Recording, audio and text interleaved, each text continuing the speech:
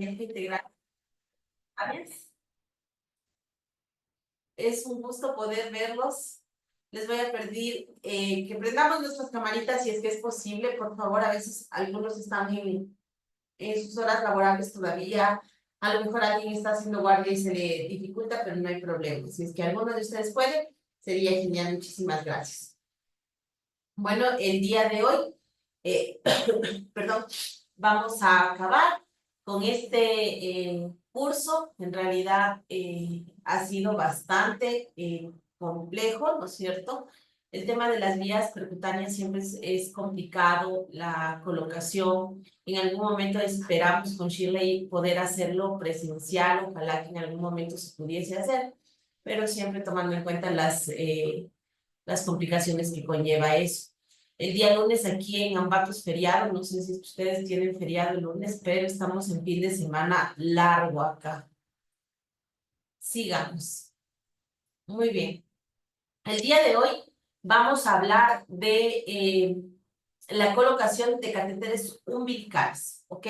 Recordemos que los catéteres umbilicales, bien sea para uso venoso o arterial, siempre van a ser las vías de primera elección en los pacientes, en nuestros pacientes recién nacidos críticos, ¿no es cierto? Por lo general, estos dispositivos, bajo este calentador, ¿sí? Son bastante bien tolerados por nuestros neos y ayudan a reducir la necesidad de que se les coloquen a los pacientes otro tipo de catéteres. Ojo, es importante, cuando nosotros estábamos hablando de vías percutáneas en neonatos, sí, en colocación de Medline como de vía percutánea, habíamos dicho que este procedimiento lo realizan nuestras compañeras enfermeras, ¿cierto? Por lo general lo realiza enfermería.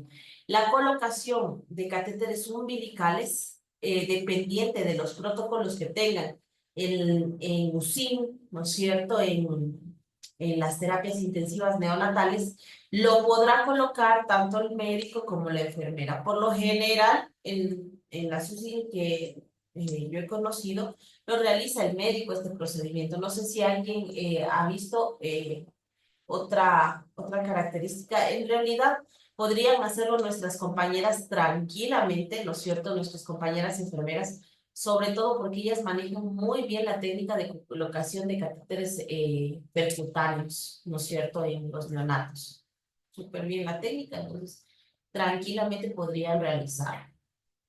Ahora, ¿cuál va a ser la posición ideal para la colocación de este catéter?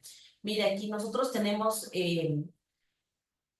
varias maneras de calcular cuál va a ser la posición, ¿no es cierto? ¿Cómo vamos a hacerlo? Recordemos que cuando nosotros estamos poniendo una vía en los vasos umbilicales, siempre le voy a realizar teniendo al paciente en esta posición, ¿no es cierto? En posición supina, asegurando que mi paciente esté con los bracitos inmovilizados, ¿no es cierto? Y las piernas, ¿para qué? Para que las piernitas me faciliten cierto grado de flexión, ¿no es cierto? De todas las extremidades, pero tiene que estar un poco inmovilizado para que no se mueva durante el procedimiento. Siempre vamos a tener a nuestro bebé, al neo, bajo una fuente de calor radiante. ¿Para qué? Para evitar las pérdidas de calor en los neos. Recordemos que la hipotermia es una complicación grave en nuestros neonatos, entonces siempre tenemos que evitar esto. Es importante también que nuestro neo esté monitorizado, ¿cierto? ¿Cómo voy a hacer el cálculo de la longitud del catéter que voy a insertar? Primero que nada, recordemos que existen varios métodos para calcular la longitud de la inserción de los catéteres, ¿no es cierto?, de los umbilicales. Hay una técnica que se llama la técnica de Dunn. Sí, la técnica de Dunn. Esta nos dice que tenemos que medir los vasos umbilicales de neonatos en la que se mide la longitud en una línea recta, ¿no es cierto?, del hombro al ombligo, ¿sí? Y hay este otro método que es el método de Shukla, ¿sí? Que se utiliza fórmulas basadas en el peso del neonato cuando nace, ¿ok? Por ejemplo, recordemos que nosotros tenemos, cuando estoy poniendo catéteres umbilicales, yo tengo una cateterización alta y una cateterización baja, ¿no es cierto? Entonces, es importante esa fórmula. Por ejemplo, en mis pacientes, cuando voy a hacer basado en el peso del recién nacido, ¿no es cierto? Tendría que hacer en pacientes que están menores de 1500, ¿no es cierto? En la posición baja, podría poner peso en kilos más 7 y en la posición alta, 4 por peso en kilos más 7, ¿no es cierto? Y en los pacientes que son mayores, en cambio de 1500, ya vamos a hablar de eso, de 1500 gramos, lo que tendría que hacer es, para la posición alta, en cambio, es el peso en kilos por 3 más 9, ¿no es cierto? Y hay que tomar en cuenta estas características. Por ejemplo, esta imagen de aquí, lo que nos da es la manera de verificar la distancia, ¿sí? Del catéter o el tamaño del catéter. Miren, por ejemplo, si yo quiero hacer una relación ombligo-aurícula izquierda en el cateterismo venoso de un neo, tengo que tomar en cuenta, ¿sí? La distancia del hombro al ombligo, ¿cierto? Mido. ¿Cuánto mide? Aquí, por ejemplo, si me mide 12 centímetros, vengo acá y veo que la longitud en catéter en centímetros va a ser 8.5 aproximadamente, diciendo que 9, ¿no es cierto? Y la distancia ombligo-diafragma, que es la ploma, ¿no es cierto? Tendría que ser aproximadamente 6,5 centímetros. Lo mismo con la parte arterial. Mire aquí, en el cateterismo arterial, en cambio yo tengo aquí ombligo, válvula aórtica, ¿no es cierto? Un paciente que tiene la distancia hombro-ombligo de 12, yo tendría que utilizar un catéter de 11 centímetros, ¿no es cierto? Recuerden que en el cateterismo arterial pasa el catéter hacia la aorta.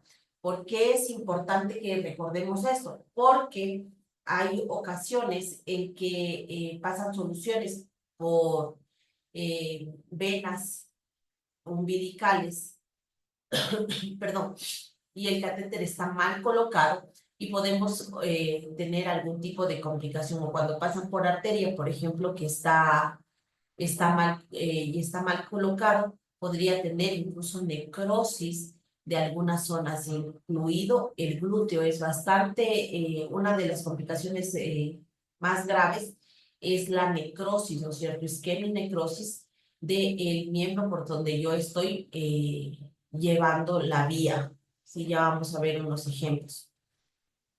Ahora bien, observe por favor, esta imagen nos dice de cómo vamos a realizar el proceso para antes de colocar el catéter, ¿no es cierto? Primero que nada, antes de comenzar la inserción del catéter, ¿sí? Ya sea venoso o sea arterial, la parte previa va a ser la misma, ¿cierto? Primero, obviamente, confirmar que sea el paciente que necesitamos, ¿cierto? Realizar un buen lavado quirúrgico de manos, ¿sí?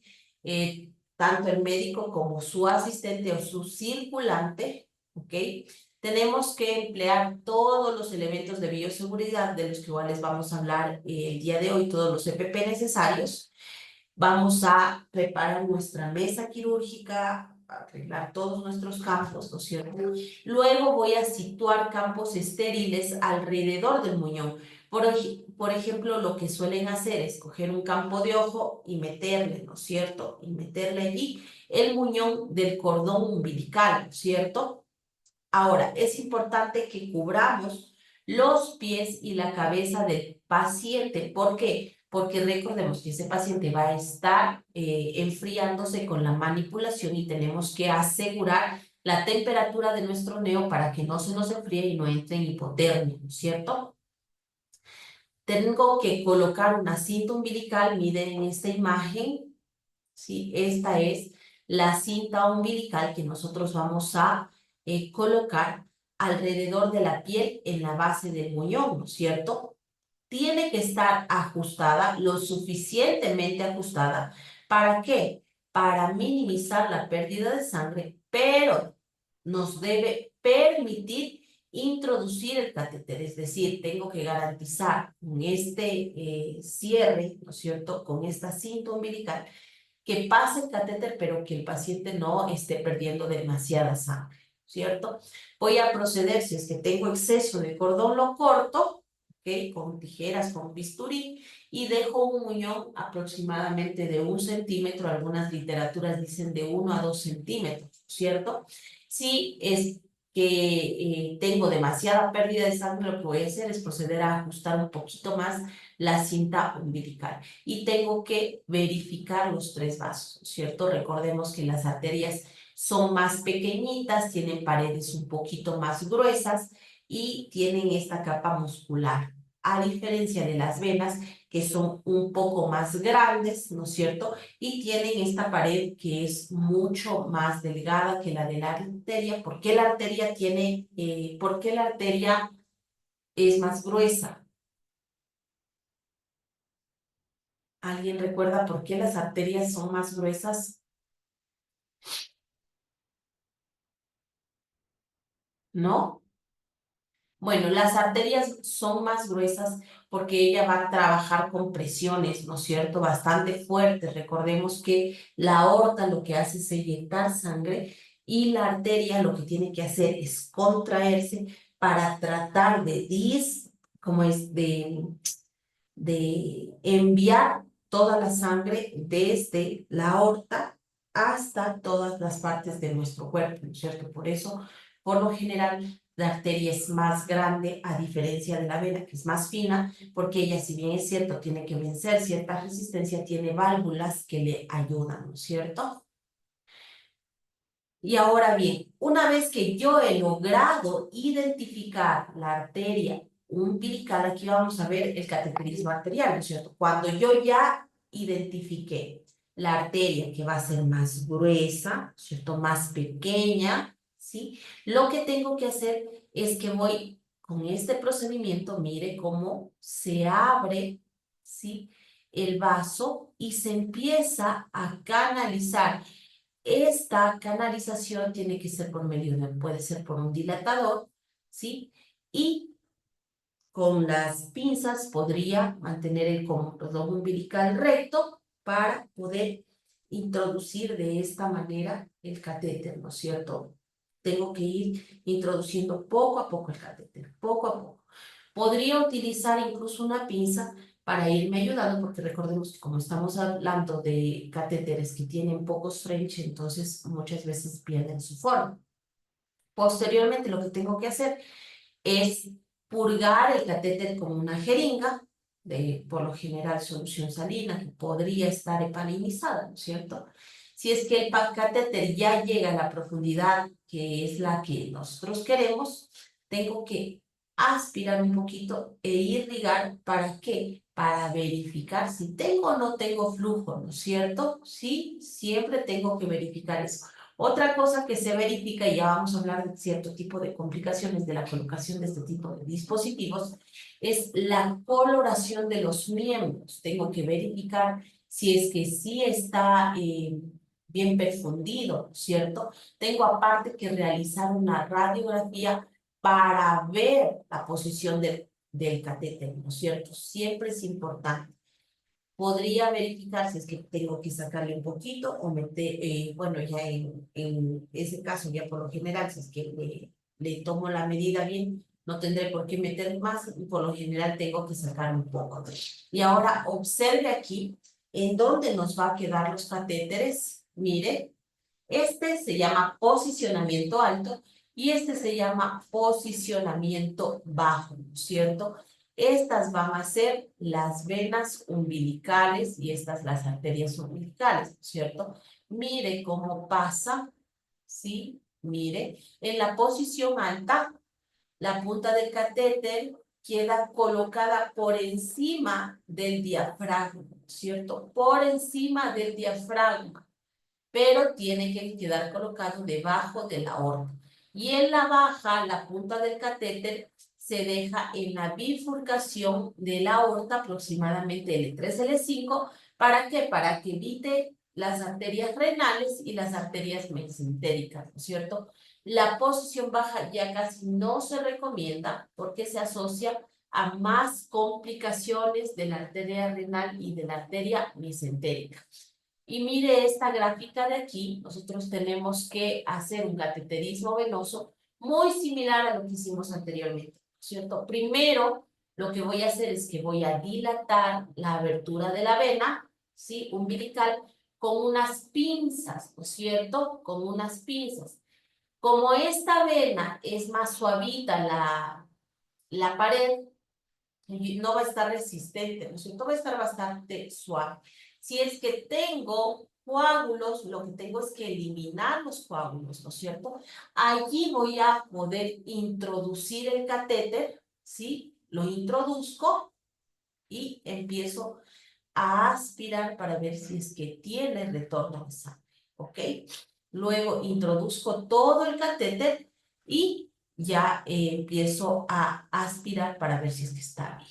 Mire cómo tengo que hacerlo. Mire, posicionamiento alto, está aquí. Posicionamiento bajo, alrededor de L3, L5, ¿cierto?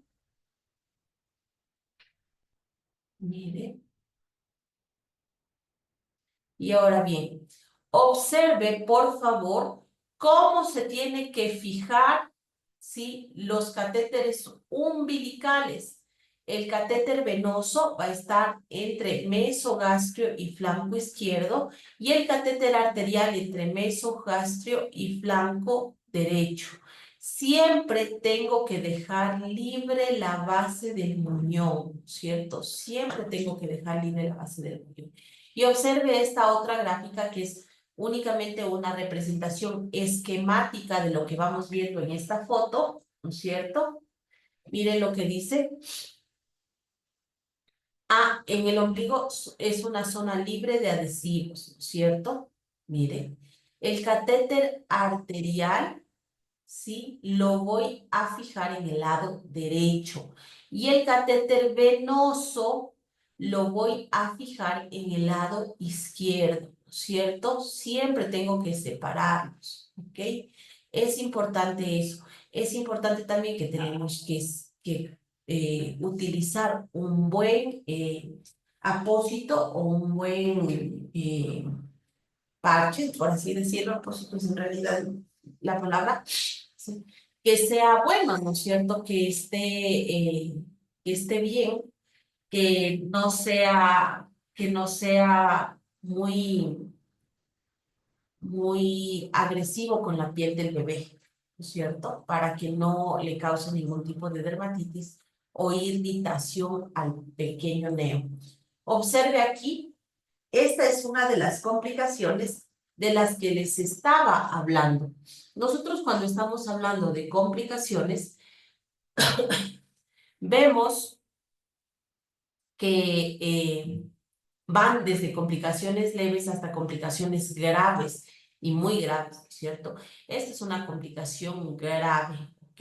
Mire aquí, vemos una zona grande de hiperemia, ¿sí? Mire aquí, hiperemia, y ya veo incluso zonas de necrosis en los tejidos de la parte glútea, ¿no es cierto? ¿Esto por qué se dio? Por la infusión de NPT por un catéter arterial umbilical que estaba mal posicionado. Por eso es importante que lo hagamos bien, ¿sí?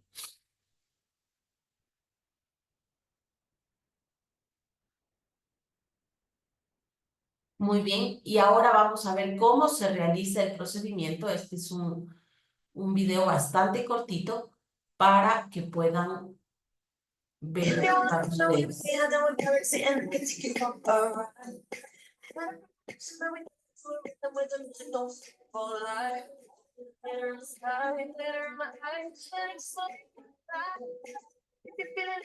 Mire cómo ponen una especie de campo de ojo, ¿no es cierto?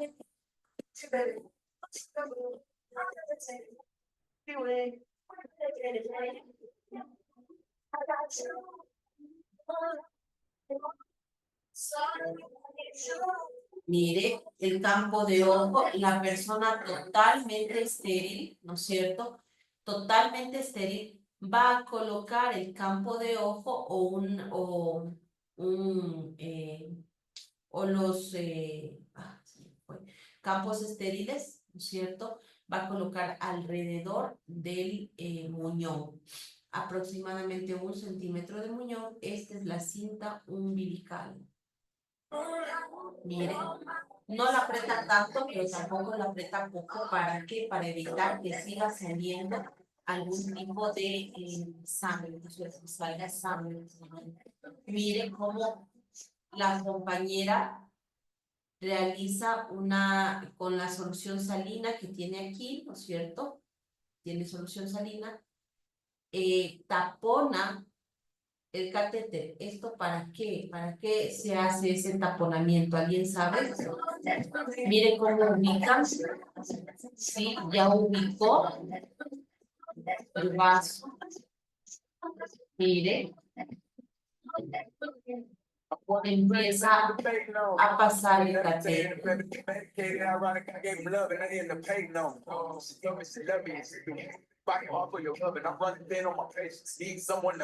Mire cómo hace comprobación de la permeabilidad. Sí.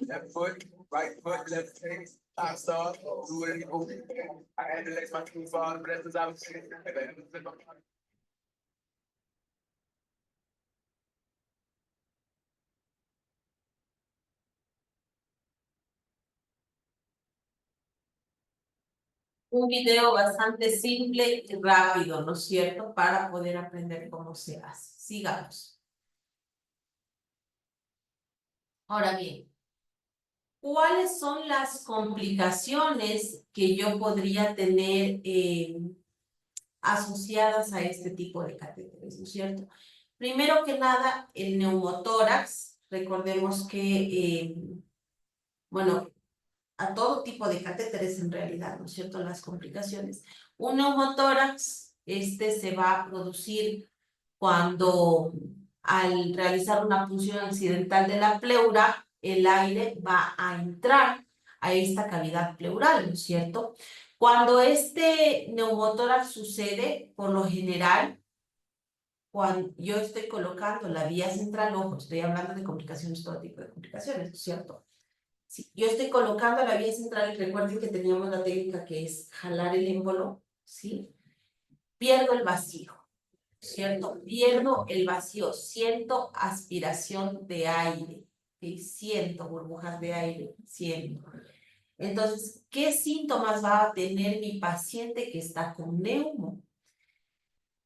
Va a tener hipotensión, ¿no es cierto? Va a estar combativo, ¿sí? Va a tener taquicardia, va a tener disnea, puede tener dolor preurítico también, ¿no es cierto? ¿Y cuáles son las prevenciones o qué voy a hacer yo para prevenir? Primero, ¿sí? Cuando yo sé que la subclavia es la vía la mejor vía, ¿no es cierto? Es la vía de preferencia. Entonces, ¿qué tengo que hacer? Lo que voy a hacer es que voy en esos pacientes que son complejos para ponerle una vía, por ejemplo, un paciente que está anquilosado o un paciente que tiene algún problema torácico, ¿no es cierto? Lo que voy a hacer es evitar el acceso subclavio en estos pacientes, ¿no es cierto? Tengo que evitar y poder irme a yugular y por último a femoral. ¿Qué más tengo que hacerle al paciente? Le podría hacer una RX de tórax, ¿no es cierto? Podría hacerle tomografía, mucho gasto, ¿no? Una RX de tórax ya le sale, ¿no es cierto? Entonces, ¿qué tendría que hacer para tratarle a este paciente? Recordemos que hay neumotórax que se podrían resolver y espontáneamente, pero hay que tomar en cuenta, por ejemplo, si es que yo le hago una RX a mi paciente y ese pulmón está colapsado, ¿no es cierto? Si está colapsado, si está con alguna complicación de importancia, obviamente tendré que tomar la decisión de de hacer un drenaje pleural, ¿no es cierto? Tomemos en cuenta también que muchos pacientes están en ventilación mecánica y esos pacientes en ventilación mecánica podrían estar en modo controlado, ¿no es cierto? En algún modo controlado, no solo asistencial, sino controlado, y allí podríamos empezar a ver algún tipo de compromiso a nivel de la parte respiratoria. Por eso es necesario poder poner un tubo torácico. Tengo varios tipos de complicaciones, ¿no es cierto? Entre ellas las complicaciones precoces, ¿sí? Las complicaciones tardías. Vamos a decir que las complicaciones precoces, estas vienen de una mal posición de la punta, ¿no es cierto? Y de la técnica de punción también. Van a depender mucho de la experiencia de la persona que está realizando el procedimiento, ¿no es cierto? Podría suceder alguna laceración de alguna estructura vecina, ¿sí? Por ejemplo, la cava, la tráquea, todo esto, tomando en cuenta que la perforación de grandes vasos es una complicación infrecuente, pero podría acarrear unos resultados que son gravísimas, ¿no es cierto? Por ejemplo, aquí, ¿qué tendría que hacer para prevenir la perforación de algún vaso grande? Primero, tendría que elegir un catéter que sea adaptado a mi paciente, al diámetro de su vena, ¿no es cierto? Todo eso debería tomar en cuenta. También debería tomar en cuenta si es que tengo las guías, son de este material que se llama nititol, ¿no es cierto? Y esas son más flexibles, ¿sí? Son más flexibles antes que las guías metálicas, ¿no es cierto? Por ejemplo, cuando yo me pincho, ¿sí? O hago una perforación de la vena cava, ¿sí? Siempre se puede observar hemotórax derecho, podría observar un paciente con derrame pleural, ¿sí? Podría presentar un paciente que tenga un derrame pericárdico, ¿no es cierto? Es importante también eso. Podría tener mi paciente taponamiento cardíaco también, ¿ok? El incremento en la presión yugular, y shock, se puede morir, todo eso podría dar, ¿ok? Mire, el hemotórax, neumotórax, quilotórax, formación de fístulas, ¿sí? Arritmias, infarto, embolismo aéreo, todo eso podría. Y tengo complicaciones tardías también. En las complicaciones tardías, ¿qué podría suceder? Una estenosis, ¿no es cierto? Casi siempre es infrecuente en la yugular, ¿sí? Que en la subclavia. Por lo general se asocian los catéteres no tunelizados, ¿ok? Tendría que darle una endoprótesis como complicación. Y las infecciones que ya vamos a seguir resolviendo, por ejemplo, bacteremia, infección del catéter, todo ese tipo de complicaciones, que es una complicación gravísima, una IA, ¿no es cierto? Gravísima. Y ahora otro tipo de complicaciones tardías son las desconexiones del catéter o cuando se rompen, ¿no es cierto? ¿Qué podría haber ahí? El paciente se empieza a desangrar, ¿no es cierto? Podría entrar un poco de aire y darle al paciente una embolia aérea, ¿sí? Podría migrar el catéter. Bien. ¿Qué es la embolia aérea? ¿Alguien sabe?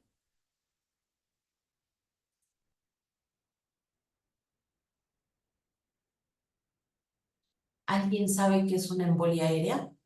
¿No? Recordemos que cuando estamos hablando de embolia aérea, eh, tanto la colocación como la retirada del catéter venoso central sí podría permitir el paso de un poco de aire a la circulación, ¿no es cierto? Por lo general el aire pasa normalmente a la circulación venosa y se reabsorbe en la circulación pulmonar sin ningún tipo de problemas, pero hay casos en el que el aire puede irse a la circulación arterial, ¿sí? Y viajar a zonas más elevadas, produciendo ¿qué? Accidentes isquémicos, ¿no es cierto? Esto es importante. Dentro de la clínica del paciente que tiene una embolia aérea, vamos a decir que ese paciente podría tener un eco, ¿no es cierto? Un eco. Podría tener mm, podría tener falla de la parte hemodinámica, ¿no es cierto? Podría tener, dependiente del sitio en donde está el émbolo de aire y a qué zonas afectes podría tener más complicaciones. Y ahora, ¿qué es lo que voy a hacer para prevenir? ¿Qué voy a hacer para prevenir la embolia aérea? Lo que podría hacer es ponerle a mi paciente en tren del émbolo, ¿no es cierto? ¿Sí? Para cuando yo voy a acceder a la parte superior y le puedo poner en Fowler, ¿sí? Para la colocación de algún acceso femoral. También otra manera de prevención va a ser que le hagamos al paciente un RX, una tomografía, una ecografía, un ecodoppler, ¿no es cierto? Y sobre todo que tratemos de reducir la mayor entrada de aire, ¿ok? Reducir que entre aire, no dejar los lúmenes abiertos para evitar este tipo de complicaciones. Otras complicaciones, por ejemplo, relacionadas a la disfunción, ¿sí? Puede haber fibrina en la punta del catéter, ¿no es cierto? Por ejemplo, cuando yo tengo pacientes que tengan una malposición del catéter, ¿no es cierto? ¿Sí? Esto ocurre cuando el catéter no está en la aurícula derecha, ¿ok? Se dice que se tiene una incidencia aproximadamente del 5 al 10% de esta. Mil disculpas, estimada doctora. Un momentito, por favor. ¿Ya?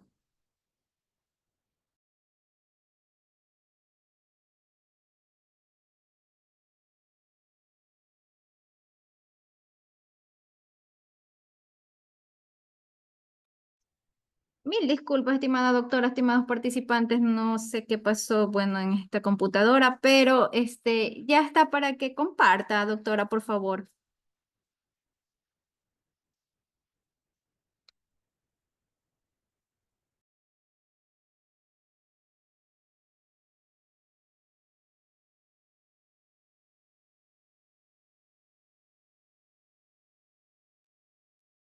Hola, doctora.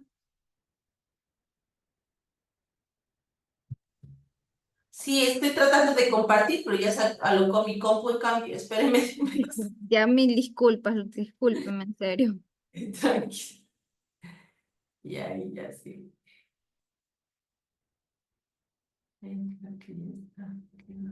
Ya, ahí sí.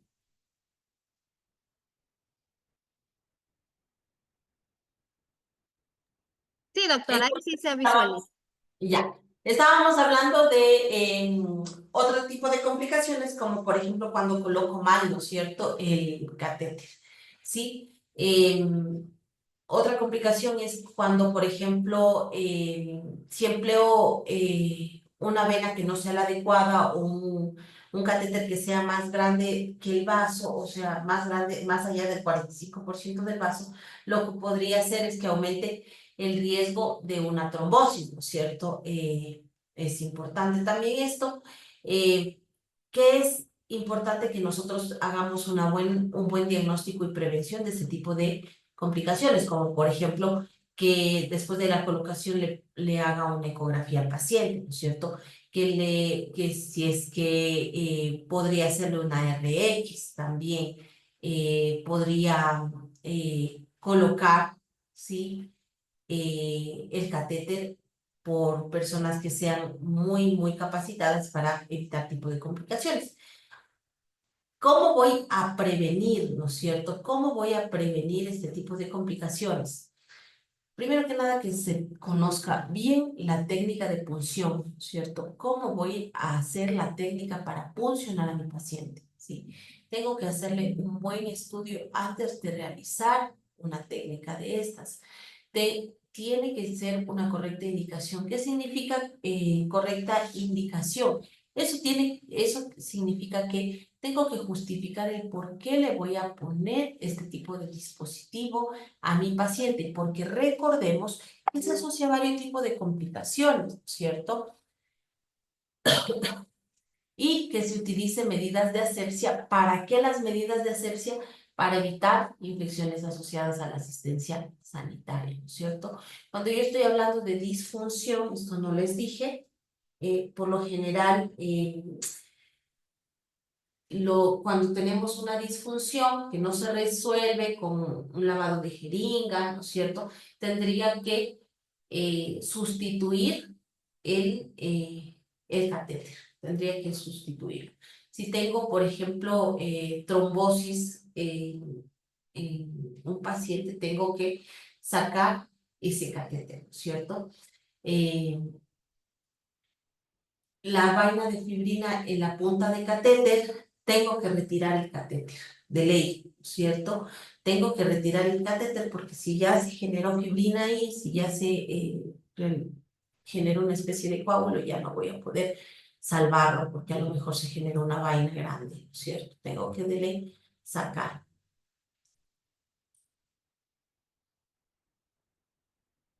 Ahora bien, una vez que hemos hablado de este tipo de complicaciones, tenemos obligatoriamente que hablar de el ITS-CBC. ¿Alguien sabe qué significa ITS-CBC?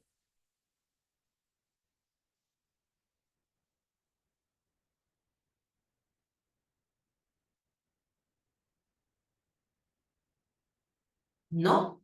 El ITS-CBC significa infección del tracto sanguíneo asociado a catéter venoso central, que podría también ser un catéter central periférico, ¿no es cierto?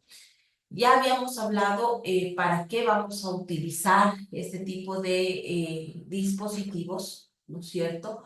Vamos a utilizar para infundir líquidos, ¿no es cierto? Infundir en NPT, nos serviría para transfundir hemoderivados, ¿sí? Tengo múltiples técnicas, múltiples localizaciones, como por ejemplo son, cuando estoy hablando de catéter venoso central, la subclavia, la yugular, la femoral, ¿no es cierto? Cuando estoy hablando de periférico podría ingresar por la basílica, por la cefálica, ¿sí? Entonces, ese tipo de catéteres nosotros tenemos acá. Y por supuesto, aquí miren esta fotografía, el catéter de diálisis, ¿no es cierto? También es importante. Ahora bien, cuando yo tengo infecciones asociadas a la asistencia sanitaria, por lo general tengo mecanismos que son comunes, ¿no es cierto?, de cómo se puede contaminar mi paciente. Primero, vemos una contaminación extraluminal. Vamos a ver en esta imagen, ¿no es cierto? Observe, yo voy a tener una contaminación extraluminal, quiere decir que no va a estar en el vaso la contaminación, ¿no es cierto? Aquí, por ejemplo, los patógenos van a migrar desde la superficie externa del catéter, ¿no es cierto? Y podrían insertar o generar un inóculo, ¿sí?, de microorganismos puede ser durante la inserción del catéter, ¿cierto? Esta es la extraluminal. Ahora, cuando estoy hablando de contaminación intraluminal, mire aquí, ¿sí? La intraluminal, ¿ok? Esta es la intraluminal. En este, en cambio, vamos a decir que los microorganismos, los patógenos oportunistas, lo que van a hacer es que van a migrar a lo largo de la superficie interna, ¿no es cierto? Puedo tener contaminación en el puerto de acceso de ese CBC, ¿ok? Este podría darse también por siembras desde otro sitio de infección, ¿no es cierto? Por ejemplo, si es que tengo un paciente que durante el baño no estuvieron bien cerrados, ¿no es cierto?, los lúmenes y le están bañando al paciente y realizan una técnica que no sea adecuada de baño, podría contaminar el puerto, por ejemplo, o una persona que no se haya lavado bien las manos podría contaminar el puerto, ¿sí? Tengo también los mecanismos menos comunes. Estos mecanismos menos comunes es cuando tengo una siembra desde otro sitio, ¿no es cierto? Desde otro sitio. Y la infusión contaminada, en cambio aquí es, no sé si se acuerdan ustedes cuando, ya de ser unos 8 años o 9 años, me parece, un poco más, cuando en una casa de salud X, ¿no es cierto?, tenían propofol y ese propofol había estado contaminado y les estaban pasando propofol a los pacientes en las rondas quirúrgicas, en la anestesia, ¿no es cierto? Y esos pacientes, muchas veces, muchos de ellos fallecieron sépticos, ¿no es cierto? Fallecieron sépticos esos pacientes. Otro caso también sucedió hace no poco, en donde era en el José Carrasco, me parece. Sí, creo que era en el José Carrasco. Allí lo que sucedió es que una paciente se ha inyectado glutatión. Sí, glutatión intravenoso. Pero se le inyectan un glutatión intravenoso que primero que nada no tenía. A esto se inyectan, es como un antioxidante el glutatión, ¿cierto? Es un antioxidante en realidad y se lo utiliza para hacer terapias de rejuvenecimiento facial.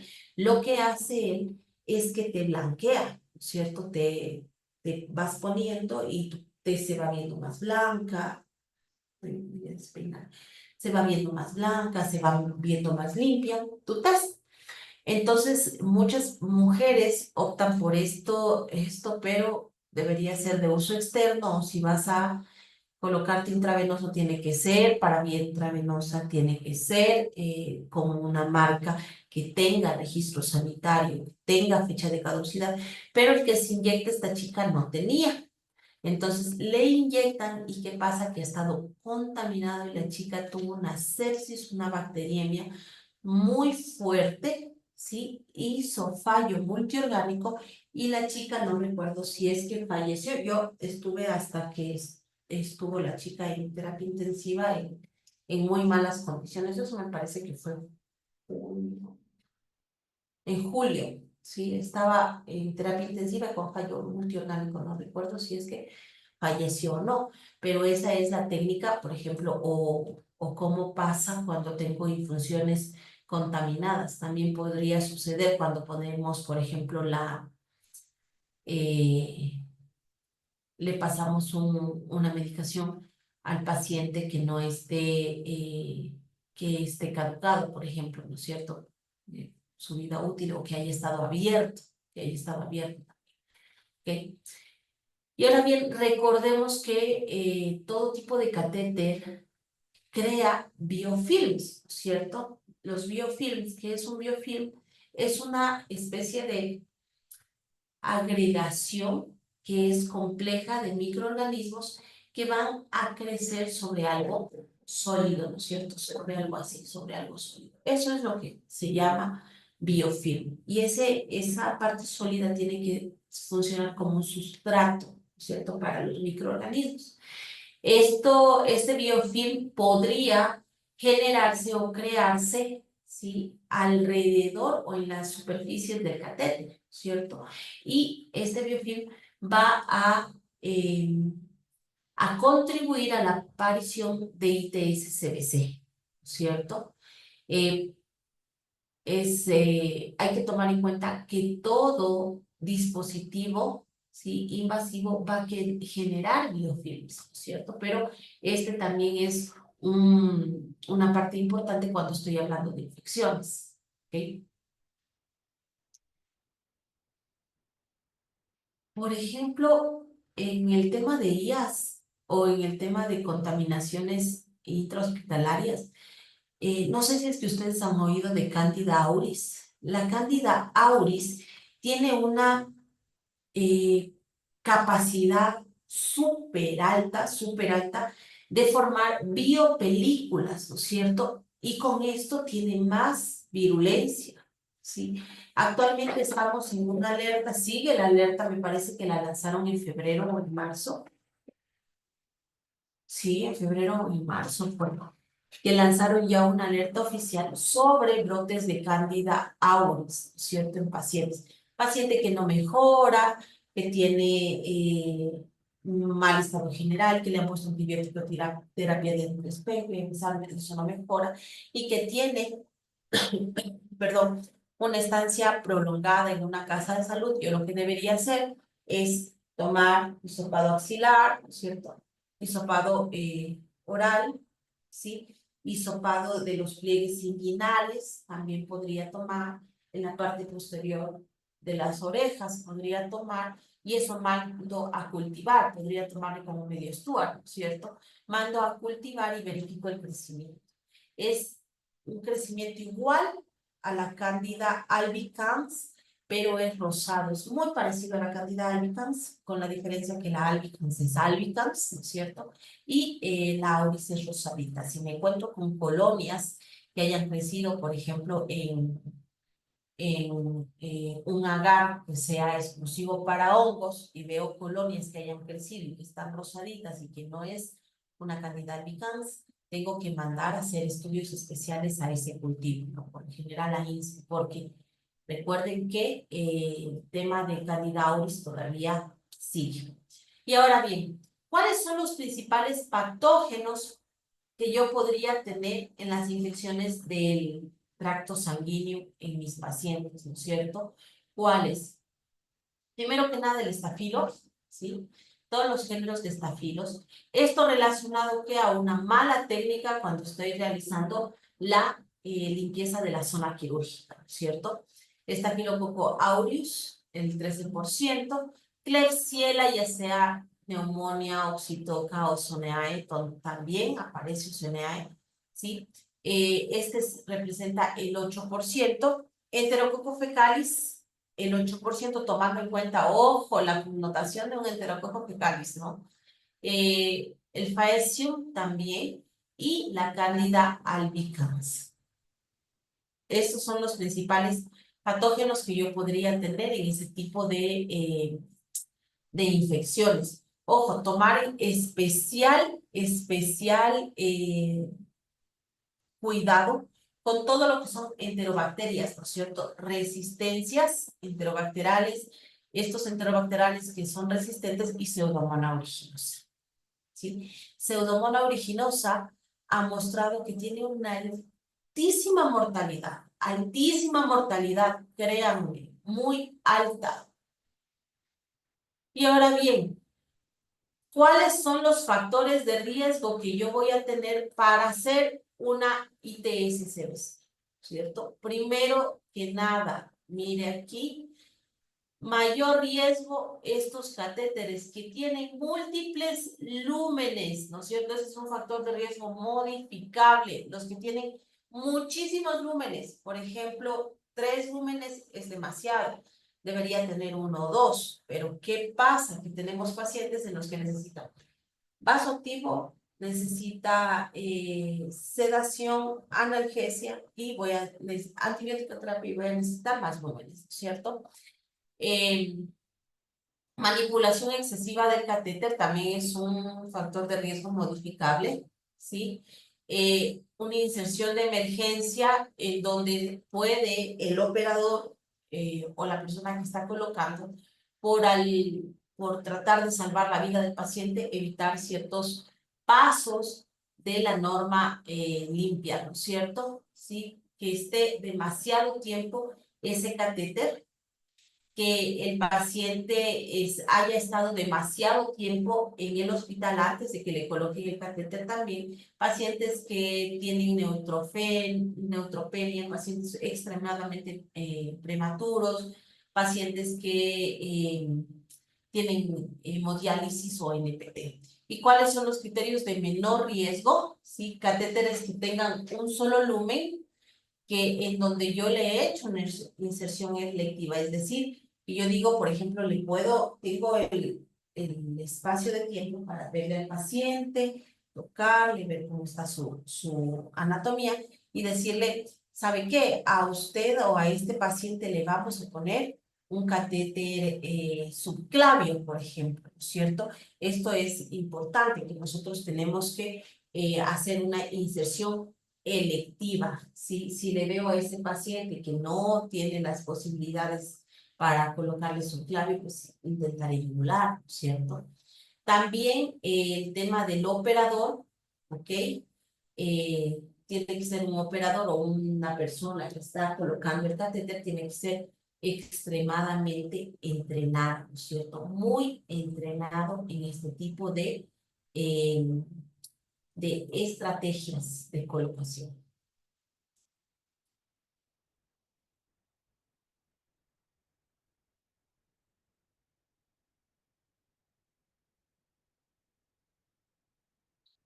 Miriam, con el catéter umbilical no te dice un máximo de días, sí, no te dice un máximo de días, pero recordemos que lo óptimo, ¿no es cierto? Lo óptimo es que no esté más de 30 días el paciente. Todos los días tengo que ir verificando, todos los días tengo que verificar si es que mi paciente tiene la necesidad todavía de utilización de los catéteres. Todavía todos los días en el pase de visita tengo que preguntar, ¿no es cierto? ¿Será si es que el paciente necesita? Ojo, esto no solo en este tipo de dispositivos, en todos los dispositivos. Por ejemplo, si yo le coloco a mi paciente un catéter urinario, pues de ese catéter urinario tengo que preguntar, ¿no es cierto? Tengo que preguntar, a ver, ¿se necesita? En realidad estamos necesitando, ¿qué nomás le estamos pasando? A ver, verifico. ¿Cuáles son las indicaciones? Ah, tiene antibiótico terapia de amplio espectro. Ah, tiene sedación y analgesia. Ah, este paciente está con NPT. Entonces, todo esto tengo que ir verificando todos los días, ¿no es cierto? No, Janet, depende, ojo, depende del tipo de catéter. No se coloca hasta 5 días, Janet. Por lo general, en catéter periférico podría ponerle hasta 5 días, no es recomendable. De hecho,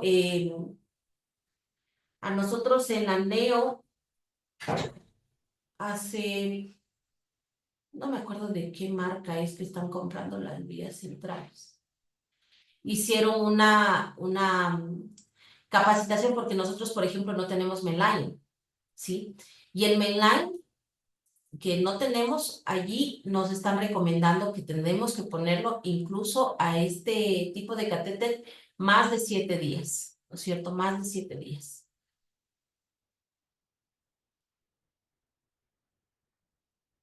Pero la PIC, Janet, luego el catéter de PIC tendríamos que colocarle dependiente de la necesidad, ¿no es cierto? Recordemos que en nuestros pacientes la colocación de catéteres umbilicales lo que va a hacer es reducir la posibilidad de que nosotros tengamos que poner otro tipo de catéteres. Por ejemplo, si yo le pongo catéter umbilical, yo sé que voy a reducir la posibilidad de ponerle un PIC, ¿no es cierto? O ponerle un melano, ¿sí? Eso es lo que me reduce.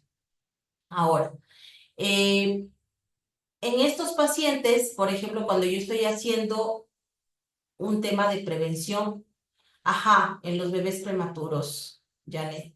Por ejemplo, cuando yo estoy haciendo una prevención de IAS, tengo varias recomendaciones que son internacionales y que están validadas por OMS, ¿no es cierto? Por OMS y por OPS, también por la CDC. Entre estas recomendaciones tenemos el baño diario del paciente con clorexidina. Ahora, si es que estamos manejando pacientes neonatos, es un poco más complejo por el daño que va a causar la clorexidina directamente en la piel. podría causar daño, podría causar irritación si yo le voy a bañar diariamente a mi paciente con clorhexidina. En ese caso, existen protocolos en los que dice que podemos reducir, ¿sí?, la clorhexidina. Exacto, justo Vanessa es lo que estoy comentándoles. Me decía, Vanessa dice, el baño diario a los neonatos con clorhexidina afecta por tener la piel tan inmadura. Ajá, exacto.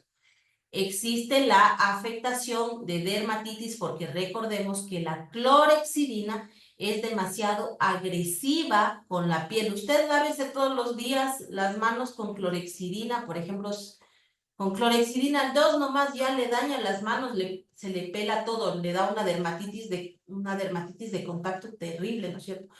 Cuando tenemos pacientes en quirófano, no pacientes, tenemos compañeras en quirófano, por ejemplo, que tienen que lavarse las manos con la clorhexidina al 4, es terrible a veces cómo se les hacen las manos. Imagínense a un neo. Entonces, en ciertos casos, podríamos reducir la clorhexidina con solución salina, la que es clorhexidina al 2%. No es lo recomendable, ojo, no es lo recomendable en nuestros pacientes neonatos. En pacientes adultos, ¿ok? Está recomendado, incluso tenemos estas bolsitas que vienen con toalla unitaria empapada en clorhexidina jabonosa para hacer el baño diario del paciente. No sé si es que ustedes han podido o han tenido eh, la experiencia de trabajar con estas toallitas que son para hacer el baño diario de los pacientes, que están impregnadas en clorhexidina jabonosa. Funcionan súper bien. De hecho, nosotros en mi unidad de salud, en algún momento cuando quiso entrar estas toallitas no teníamos, ¿sí? Cuando quiso entrar, hicimos de los pacientes en la piel, les hicimos una especie era como un barrido con hisopo de Atepec, no era con hisopo de Atepec, con medio Stuart, ¿sí? Y se cultivó, ¿ok? Y después del baño con estas toallitas de clorhexidina que vienen empapadas con clorhexidina al 2, ¿sí? Y el baño que le hacían con clorhexidina al 2 las compañeras, el baño normal con clorhexidina al 2%. Y aparte utilizaban, en otro paciente, utilizaban estas toallitas. Los que utilizaban estas toallitas tenían menos colonizaciones en la piel, ¿sí? Resultan bastante efectivas, la verdad, súper efectivas. Entonces, no puedo bañar tampoco a todos los pacientes con clorhexidina, ¿no es cierto? Tampoco voy a bañarles a todos. ¿A qué pacientes tengo que bañarles con clorhexidina? A los pacientes que están en terapia intensiva, ¿no es cierto?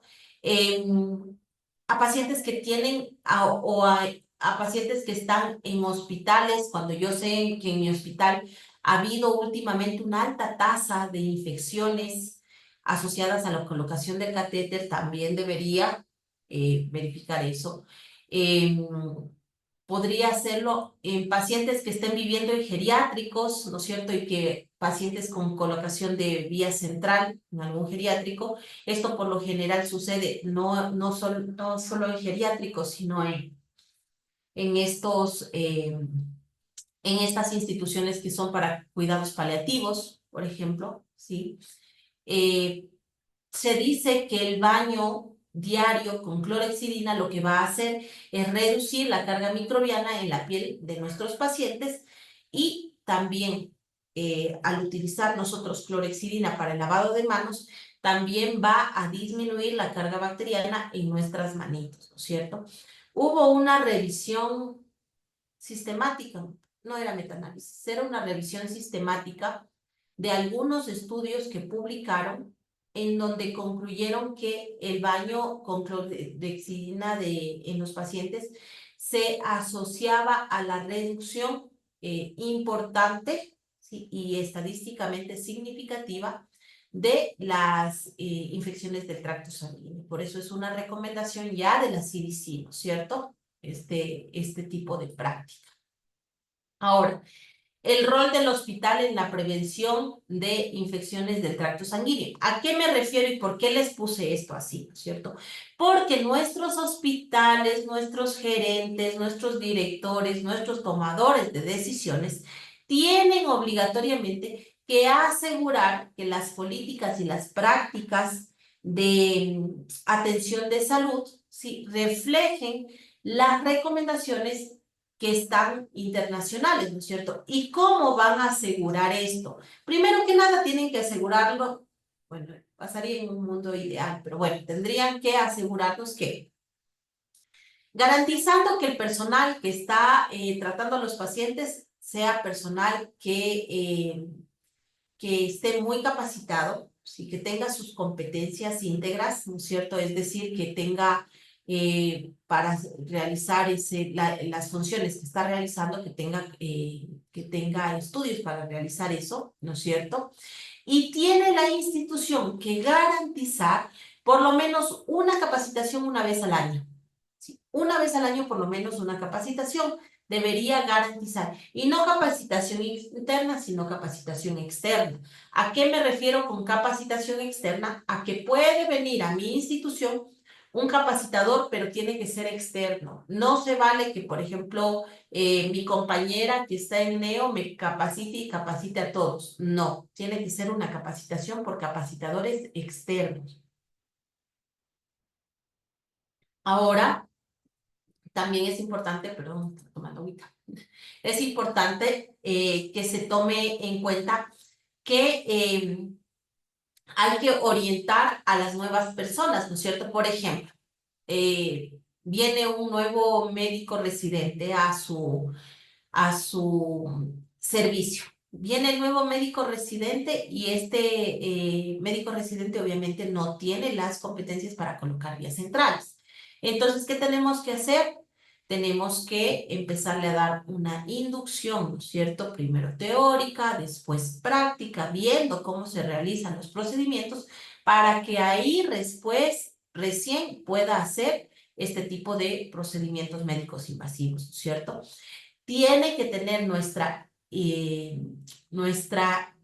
institución normativas o lineamientos que sean propias de nuestra institución, ¿cierto? Pueden estar basadas en normativa internacional, sí, pero deberían ser propias. ¿Por qué? Porque ahí al yo tener un lineamiento, ¿no es cierto? Les paso a todo el personal que realiza ese tipo de procedimiento y todos hablamos el mismo idioma, todos sabemos cómo tenemos que hacer el procedimiento, cómo se hacen las técnicas de prevención de IAS, todo eso lo vamos a ir haciendo. Luego, las prácticas de inserción del catéter central, ¿sí? Y los bundles. Ojo que tanto en UCI y no UCI, el hospital debe contar con una lista de verificación, ¿cierto? ¿Para qué es esta lista de verificación? Para garantizar el cumplimiento de las prácticas de prevención y control de infecciones cuando voy a insertar un CBC, ¿cierto? Por ejemplo, cuando voy a mi paciente a ver cómo le voy a colocar la vía, en dónde voy a insertar, voy a evitar el sitio femoral, todo eso tiene que estar puesto en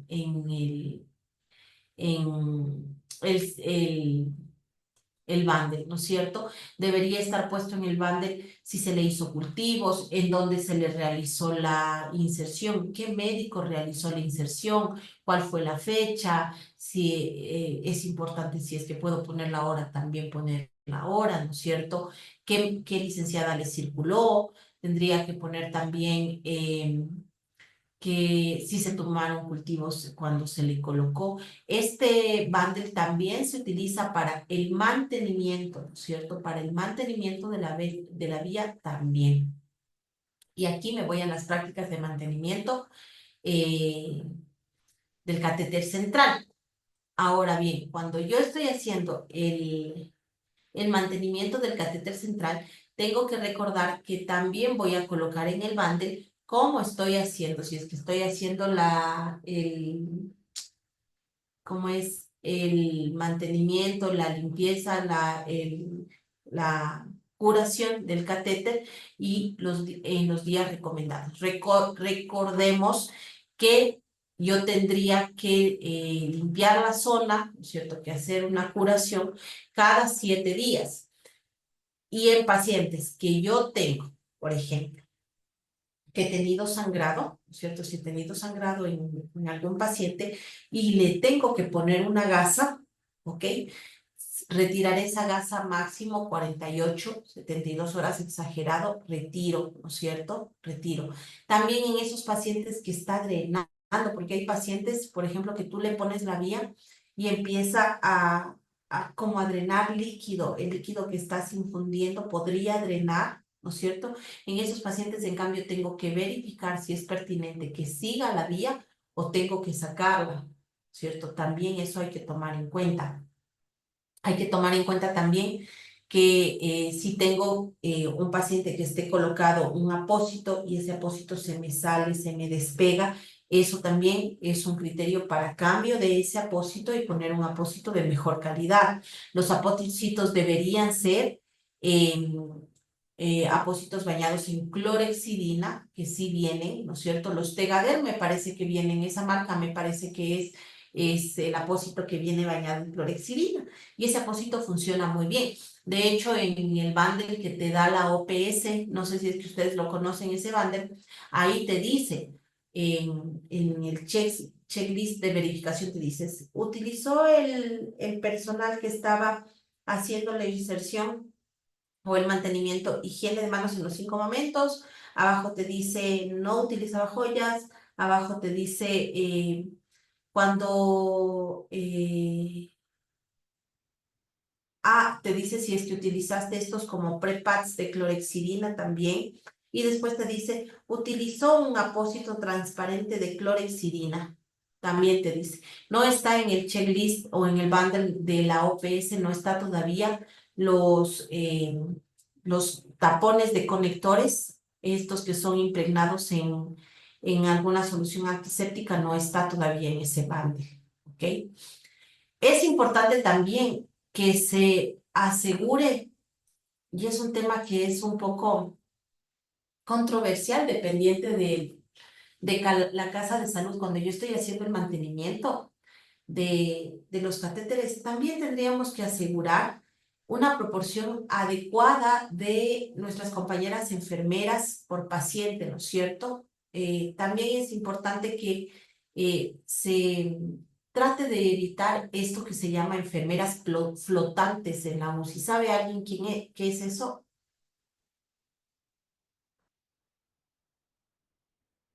¿Alguien sabe qué son las enfermeras flotantes?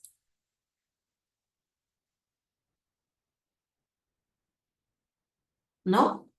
Las enfermeras flotantes son estas compañeras enfermeras que a veces, por ejemplo, sabemos que en el personal de terapia intensiva tenemos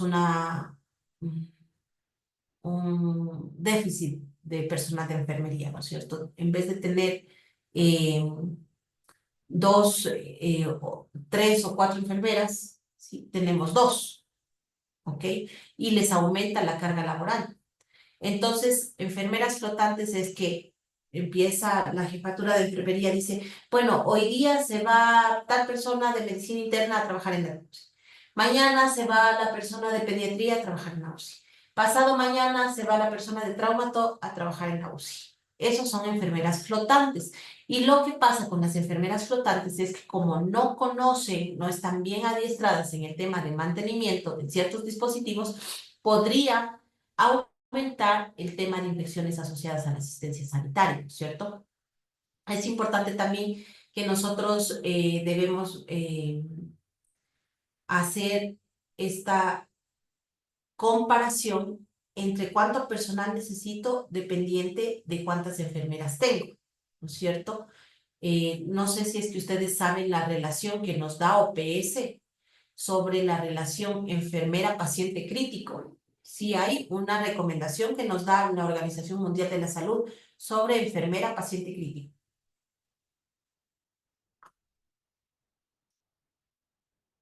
¿no? ¿Cuántas manejan en sus casas de salud? ¿Alguno de ustedes sabe, ha visto cuántas enfermeras se manejan en sus casas de salud?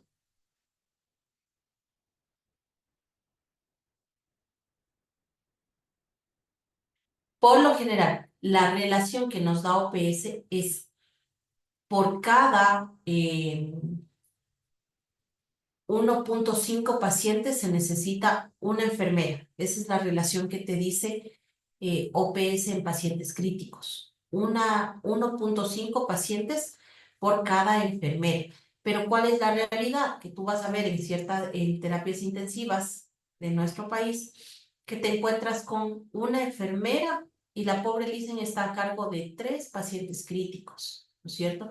Y no es lo mismo un paciente crítico, un paciente de terapia intensiva que tiene tantos dispositivos, que está dormidito, este paciente que tienen que movilizarlo, que tienen que bañarlo, que tienen que moverlo cada 2 horas, ¿no es cierto? Medir diuresis horaria, hacer todo eso, hacer, y a veces no tienen ni siquiera auxiliares de enfermería, ¿no es cierto? Y muchas de este tipo de actividades que realiza el auxiliar de enfermería las están realizando las pobres dicen. Entonces es importante que la institución garantice eso. También, bueno, es como un tema extra. También cuando estoy haciendo prácticas de mantenimiento del catéter venoso central, tengo que recordar que tengo que tener estos pañitos empapados en clorexidina, que son como una especie de pads, también para realizar, en caso de que yo desconecte los puertos, realizar una buena limpieza del puerto, ¿no es cierto? No puedo poner nomás así, tengo que realizar una buena limpieza del puerto. Se dice que aproximadamente 15 movimientos, ¿ok? ¿Qué más? Tengo que retirar los catéteres que no son esenciales, siempre tengo que retirarlos. Retirar normalmente los equipos en los que se utilizaron para sangre, para productos sanguíneos, no tengo que reutilizarlos, ojo, es importante. También es importante que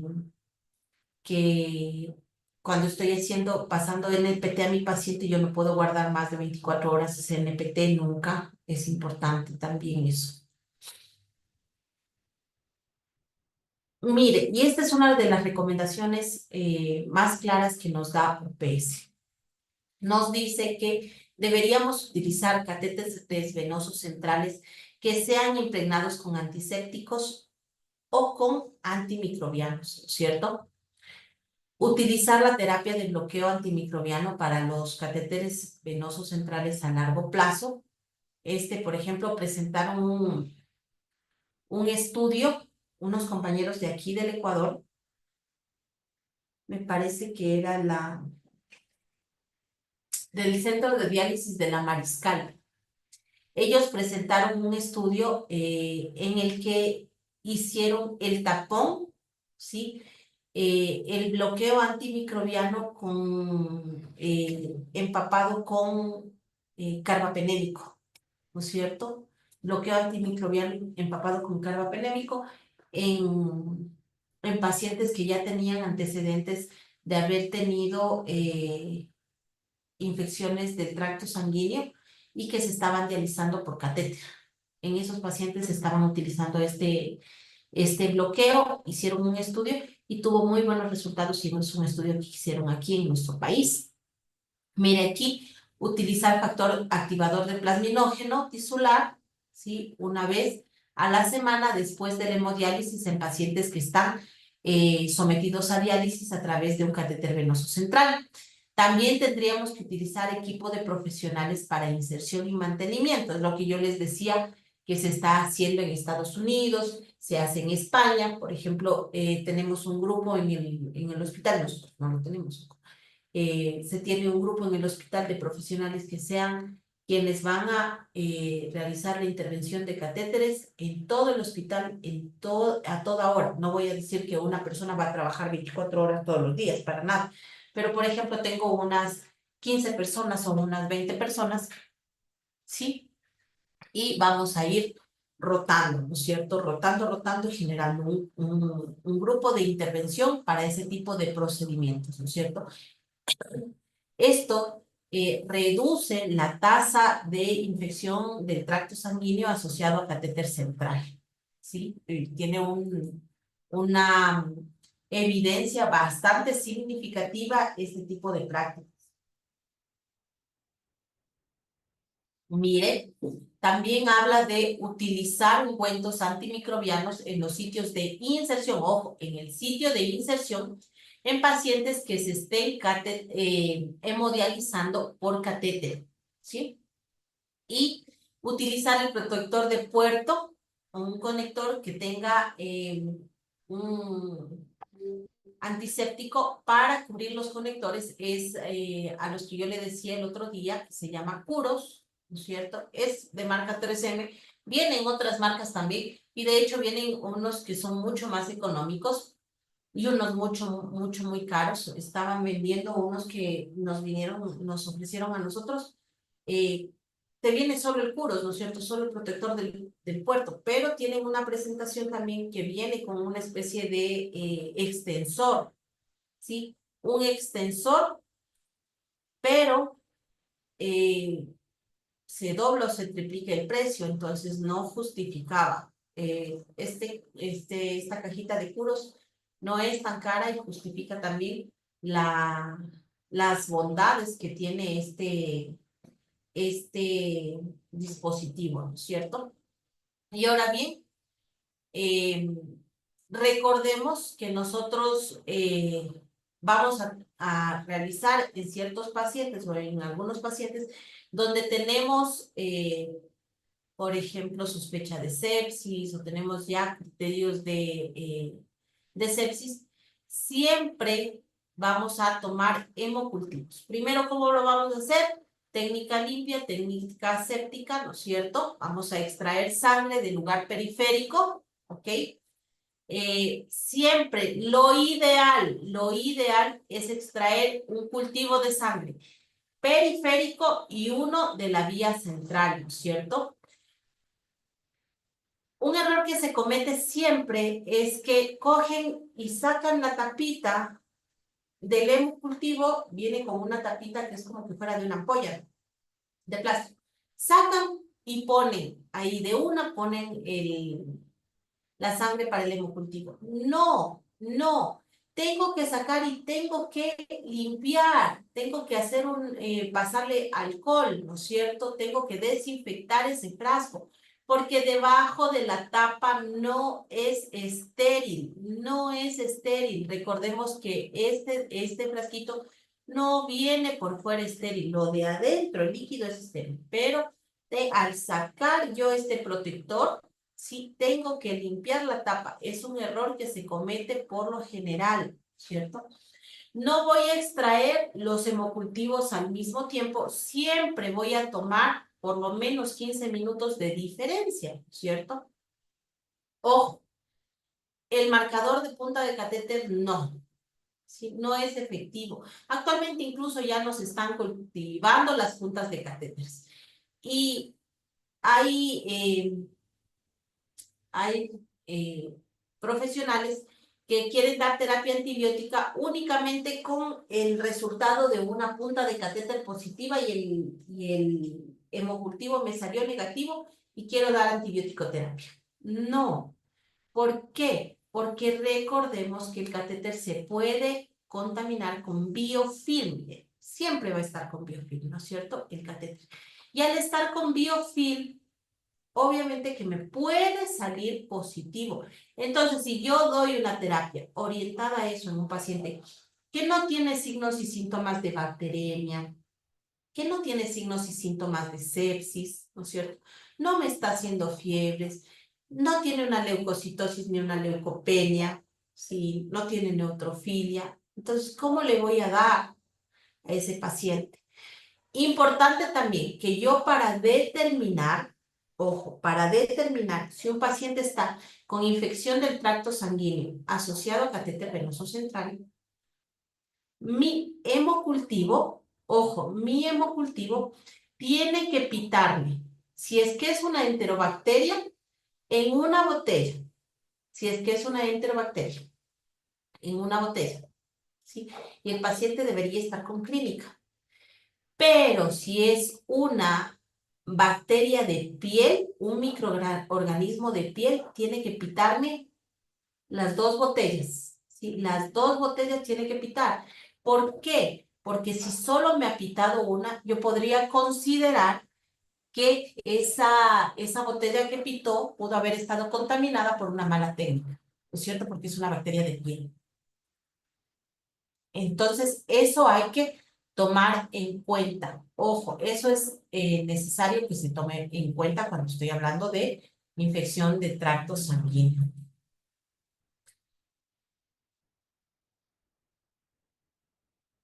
Mire, ¿y cómo voy a clasificar la IAS? Sí, la IAS de ITS-CBC, ¿ok? Tomemos en cuenta que para la vigilancia, solo lo que vamos a hacer es que vamos a tomar en cuenta una bacteriemia primaria, ¿cierto? Una bacteriemia primaria. Eso quiere decir que, ¿qué significa una bacteriemia primaria? ¿Alguien sabe? La bacteriemia primaria es cuando no se guarda ningún tipo de relación con otro sitio de infección, ¿no es cierto? Esa es una bacteriemia primaria. Tiene que estar confirmada por laboratorio y asociada a catéter venoso central, ¿no es cierto? El paciente tiene que ser portador de esta vía central por lo menos 48 horas antes de que empiece con los signos y síntomas de la infección, ¿no es cierto? Mire aquí, tengo varios criterios. El criterio 1 es que yo aísle un agente patógeno en uno o más hemocultivos del paciente y justo es lo que les decía, excepto en microorganismos más comunes de la piel, ¿cierto?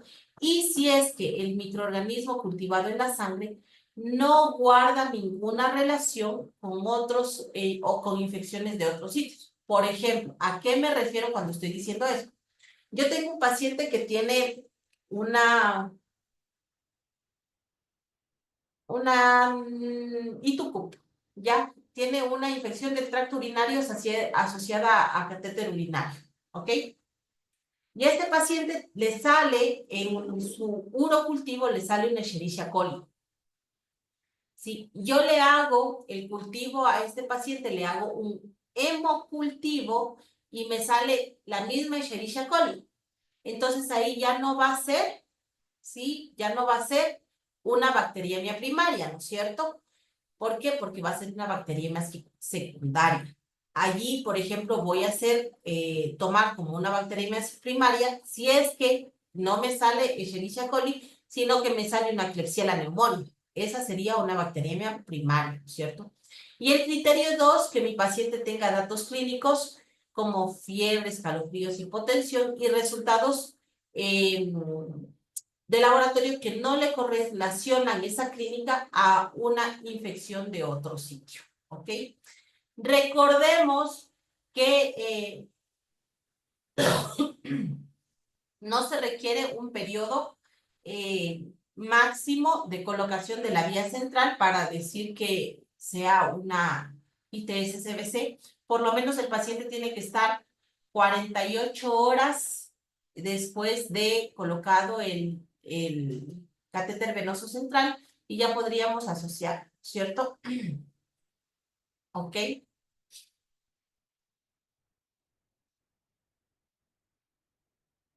Y ahora bien, vamos a hablar un poquito de vigilancia de la resistencia de los microorganismos cuando yo estoy hablando de IAS asociadas a catéteres venosos centrales. Porque a lo mejor ustedes ven que muchas veces les dice, ah, es que este paciente está haciendo resistencia antimicrobiana, ¿cierto? En este tipo de pacientes, nosotros debemos llevar una exhaustiva o un exhaustivo control de las resistencias antimicrobianas, ¿ok? Recordemos que el aumento de la tasa de resistencia de los microorganismos a los antibióticos o a los antimicrobianos en todas nuestras casas de salud, en todos los hospitales es universal, ¿no es cierto? Es universal.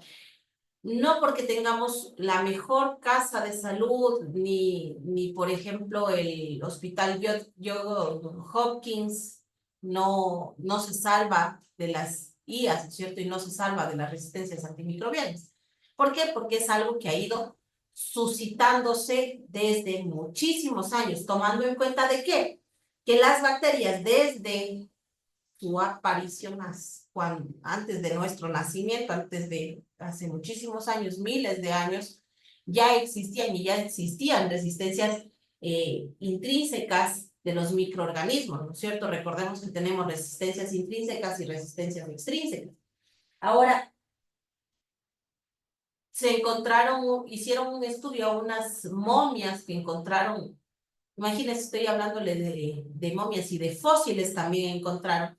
Y encontraron bacterias resistentes a los carbapenémicos, ¿no es cierto? ¿Por qué? Porque muchos de los antibióticos están hechos con bacterias, ¿no es cierto? Están hechos con bacterias o con hongos o con algo y obviamente a través de los años van aumentando la resistencia antimicrobiana de esos microorganismos. Entonces han encontrado resistencia hace tantos años.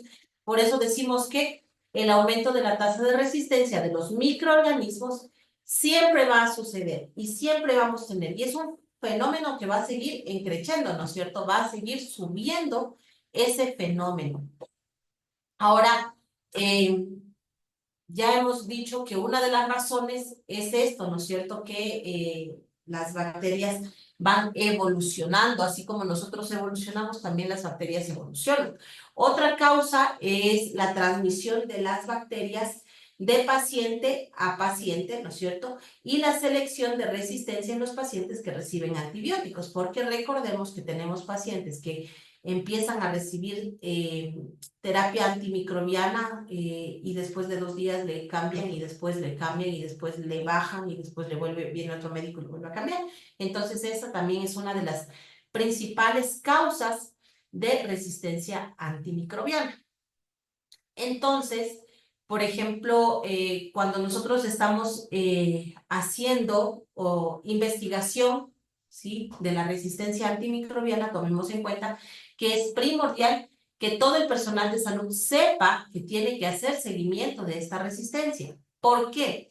Porque a lo mejor usted está en su servicio ante un brote y desconoce, y todos los pacientes que siguen ingresando siguen haciéndose parte del brote y van a seguir saliendo positivos. Entonces, esto es importante que todos conozcamos, ¿no es cierto? Por ejemplo, nosotros cuando estamos haciendo vigilancia de la resistencia de microorganismos, vamos a vigilar cierto tipo de patógenos que son altamente infecciosos y que son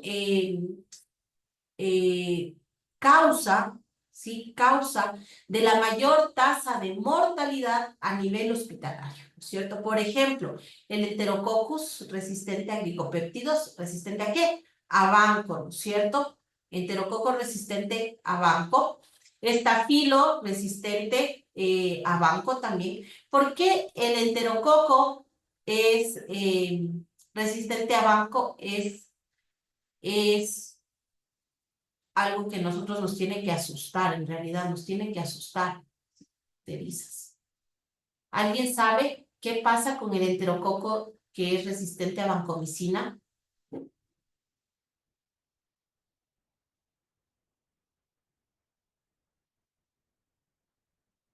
¿No?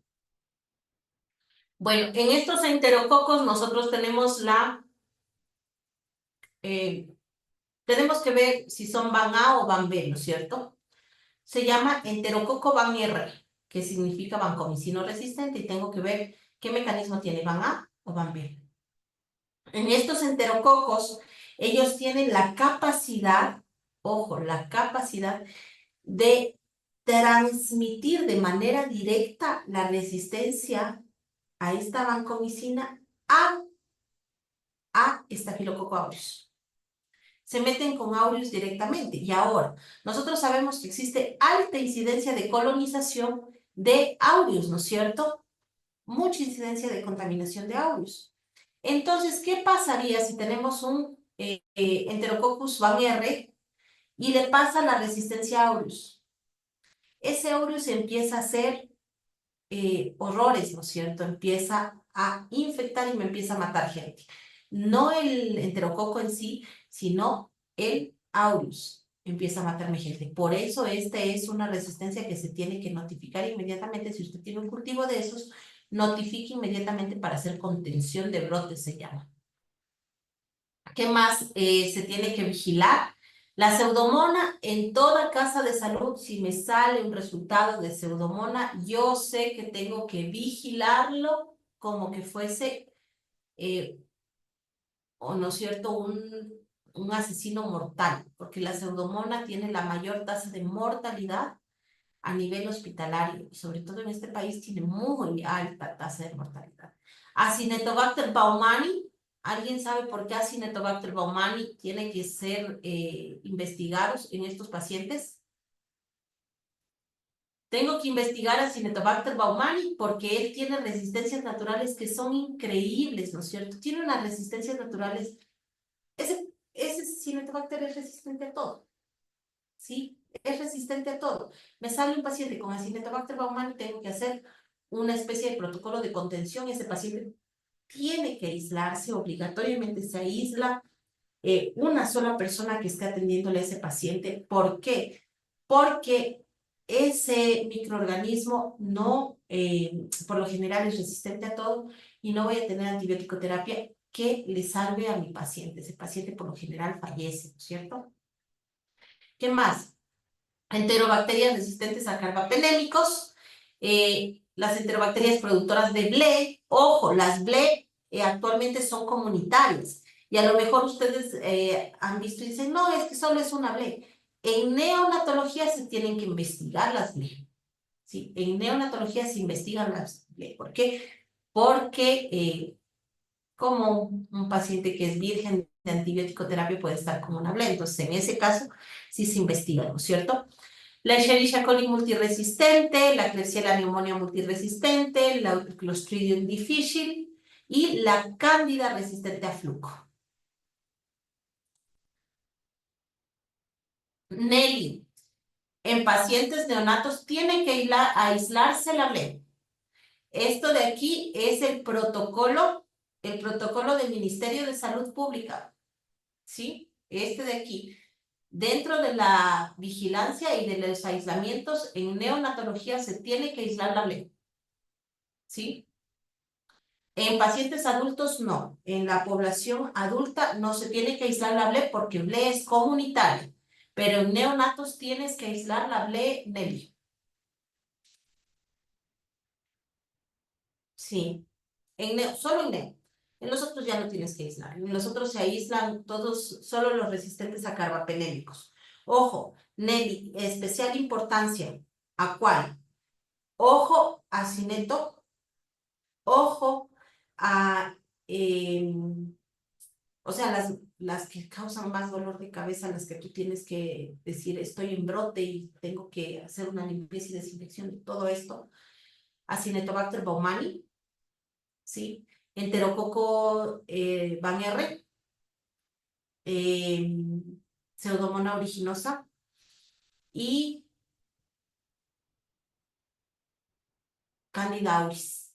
Esas son las que te causan mayores brotes. Ojo, obviamente, todo lo que sea resistente a carbapenémicos, tienes que aislarlo. A partir de dos personas que me salgan positivas con ese microorganismo, ya tengo que declarar brote. Pero en los que te dije, pilas, te sale una, por ejemplo, en mi hospital, te sale una pseudomona, aunque no sea resistente, ¿sí? Aunque sea una pseudomona que no es resistente, se lo aísla ese paciente, porque es pseudomona, ¿sí? Es pseudomona, ese paciente se lo tiene que aislar, porque sabemos que la pseudomona mata cualquier cantidad de gente, y si se te mete una pseudomona en neo, o se te mete en pacientes adultos mayores, estás fregada.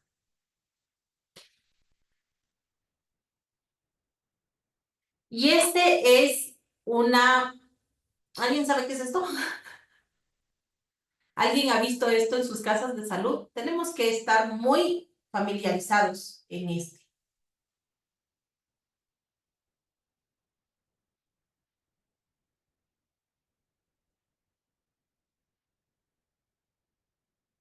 Nelly, ¿usted ha visto?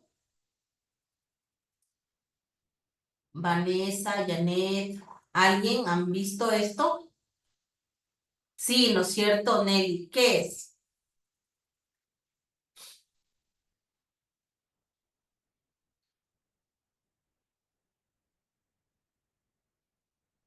Esta es la cartilla microbiológica, ¿no es cierto? Es una cartilla microbiológica. ¿Para qué me sirve la cartilla microbiológica? Esta cartilla microbiológica me sirve para dar antibiótico terapia empírica a mis pacientes que estén con sepsis, ¿no es cierto? O que tengan alguna infección, ¿sí? Ojo, antibiótico terapia empírica significa empezar con antibiótico dependiente del sitio de infección o del foco infeccioso que yo estoy sospechando, empiezo con un antibiótico, ¿sí? Y tomo cultivos. Después de que me salgan los cultivos, yo tomo la decisión de seguir con ese antibiótico o cambiar, dependiente de la sensibilidad, ¿sí? Y la resistencia que tenga el microorganismo aislado al antibiótico que yo le estoy dando al paciente. ¿Cómo se lee esta cartilla? Observe. Esta cartilla yo la voy a leer de la siguiente manera. Aquí tengo el tipo de muestra. Mire, aquí tengo el microorganismo, ¿sí? Y aquí tengo los tipos de antibióticos, ¿no es cierto? Por ejemplo, en orina, si me viene un paciente, ¿no es cierto?, con una IBU, ¿no es cierto? O con una sepsis de foco urinario, ¿ok? Me viene con una sepsis de foco urinario mi paciente, o con un choque séptico de foco urinario. Ese paciente está en UCI. Yo sé que este paciente que está en UCI, que yo mandé a hacer un cultivo de orina, ¿ok? O que está con un choque séptico de foco urinario, le atiendo al paciente y no tengo el resultado del cultivo todavía, ¿no es cierto?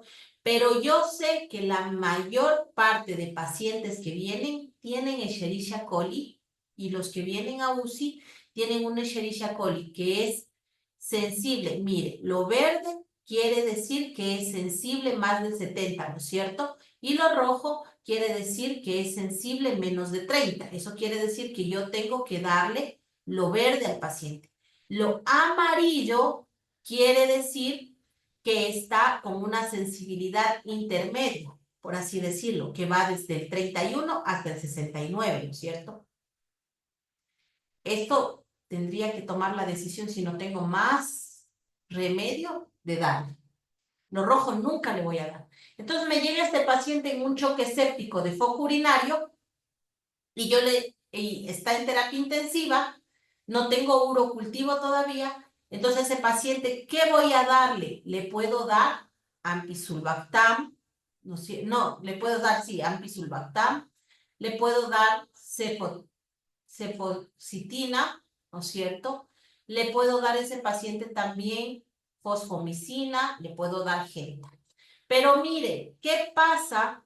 ¿Qué pasa si es que me viene aquí, ¿sí? Un paciente que venga con una Klebsiella pneumonia, ¿no es cierto?, en sangre, ¿sí? Viene el paciente con una bacteremia, está con antecedente de que está puesto en un catéter venoso, ¿no es cierto?, un catéter venoso central, y empieza con una bacteremia. Entonces yo, si es que le tengo que mandar a hacer un cultivo, ¿no es cierto?, un hemocultivo, pero ese paciente hasta mientras yo pienso que podría ser o una Escherichia coli, o un Enterobacter cloacae, o una Klebsiella pneumonia, ¿no es cierto? En este caso han aislado más Klebsiella pneumonias. Eso quiere decir que más probable es que sea han aislado más Escherichia coli, perdón. Eso quiere decir que es más probable que sea una bacteremia por una Escherichia coli, ¿sí? En este caso, mire aquí, usted verifica y toma la decisión de qué antibiótico terapia empírica le va a dar a ese paciente, ¿no es cierto? Toma la decisión, ¿sí? esta es la manera correcta de leer esta cartilla de resistencia antimicrobiana. Pero ustedes me van a decir, ¿pero para qué nos sirve? Para administrar antibiótico terapia empírica, porque yo no puedo al paciente dejarle que se muera con una sepsis hasta que me salga un cultivo. En el mejor de los casos, un cultivo con un test CARBA, porque existen los test CARBA, ¿no es cierto? O existe un FilmArray, ¿sí? Se demorará que haciendo con PCR podría demorarse unas 4 o 6 horas, dependiente de la respuesta de su laboratorio. Pero haciéndole un test CARBA se demorará unas 24 o 36 horas. Y haciéndole un hemocultivo se demorará unos 3 o 4 días, ¿no es cierto? Pero a ese paciente, ¿qué tengo que hacer? Tengo que darle antibiótico terapia hasta mientras, ¿no es cierto? Entonces, a esto se refiere la cartilla de resistencia. A ver, nos dice Vanessa, nos dice, en mi hospital les falta, no hay esta tabla, pero se manejan con esquema 1, esquema ampicilina, así hasta llegar a los meropenem, hasta llegar a los cultivos. Interesante la tabla. Sí, no es difícil de hacer, Vane. Nosotros lo hacemos entre vigilancia epidemiológica y microbiología. ¿Cómo se hace? Tú tienes que, y esto está en el lineamiento ya, es obligación de todos los hospitales que tengan, ¿sí? La cartilla de susceptibilidad y resistencia antimicrobiana. Está ya en la norma nacional que deben tener y debe salir una vez por año, con el año anterior, ¿no? Todos los cultivos, todos los aislamientos, coges todos los aislamientos, está en base a protocolos LCI, ¿sí? Todos los aislamientos los coges, ves los principales, por ejemplo, clasificas muestras de sangre, muestras de orina, muestras de heces, muestras de esputo, ¿no es cierto? Abscesos, coges. Una vez que tienes todo eso, ves los principales aislamientos. ¿Qué fue lo que más tuve? Por ejemplo, más Escherichia coli, más Klebsielas, más pseudomonas. Y vas clasificando y ahí vas viendo la resistencia que me sale. Funciona súper bien y te sirve muy bien. Por ejemplo, nosotros en mi hospital les repartimos esto siempre una vez por año en plasticado a todos los médicos. Se les da en plasticado y aparte se les manda a sus WhatsApps o a sus correos para que lo tengan y pueda ser un método de consulta. ¿Qué hacemos nosotros? Este es el general. Sí, este es el general. Tenemos uno de pediatría, porque nunca va a ser lo mismo paciente pediátrico y sus microorganismos que el paciente que está en medicina interna y sus microorganismos. Entonces tenemos uno solo para pediatría, uno solo para las quirúrgicas, uno solo para consulta externa y uno solo para terapia intensiva. ¿Ok? Eso tenemos nosotros. Porque, como te digo, no va a ser los mismos microorganismos dependiente del servicio. Esta tabla, Vanessa, se llama la cartilla microbiológica o cartilla de susceptibilidad antimicrobiana, así se llama. Es súper bueno hacer, es súper bueno tenerlo, la verdad. Y bueno, ahora bien, ¿qué vamos a hacer? ¿No es cierto? Antes de colocar cualquier tipo de vía percutánea, uso de EPP, ¿no es cierto? Gorro, protector facial o gafas, respirador N95 o mascarilla quirúrgica, dependiente del tipo de paciente que estoy tratando, ¿cierto? Bata y guantes. Observe que nada de accesorios. Observe que aquí yo no le puse zapatones porque actualmente no deberíamos ya utilizar zapatones. ¿Por qué no deberíamos utilizar zapatones? Porque bajo la ley de gravedad, ¿no es cierto? No tendrían cómo las bacterias que ya están en el piso subir, ¿no es cierto? Por eso la OMS lo que nos dice es, no gasten zapatones, compre batas preferibles, ¿no es cierto? Y es una buena lógica en realidad. Es una buena lógica, ya no deberíamos comprar zapatones en ninguna casa de salud. En quirófano deberían tener zapatos exclusivos solo para quirófano.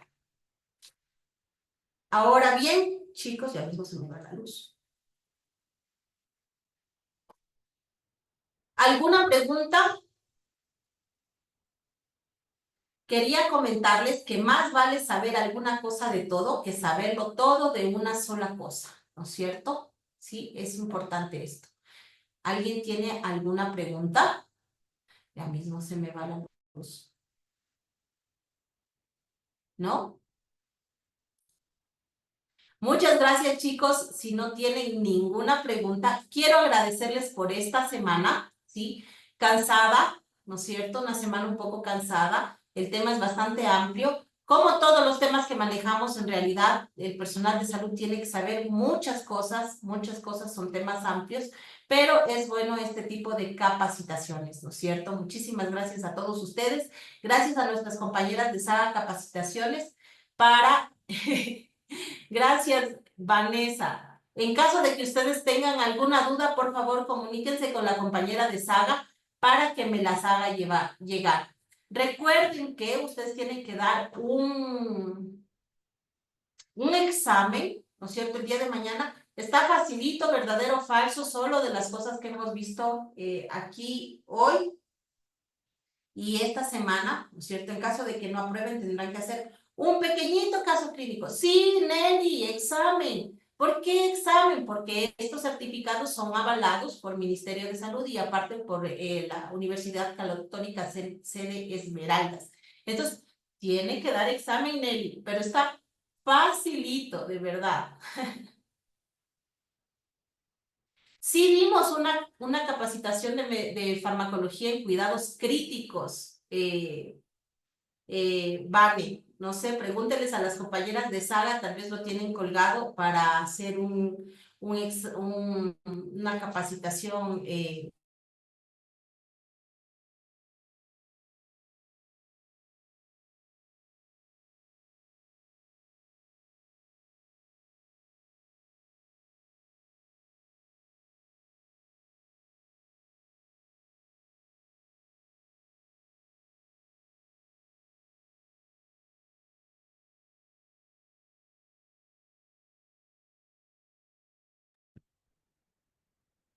Así es, como dijo la doctora, pues no, nuestros cursos son de aprobación, por lo tanto, pues nuestros participantes tienen que dar una prueba que, como dijo la doctora, está realmente fácil, es de todo lo que se ha visto en nuestra semana de capacitación.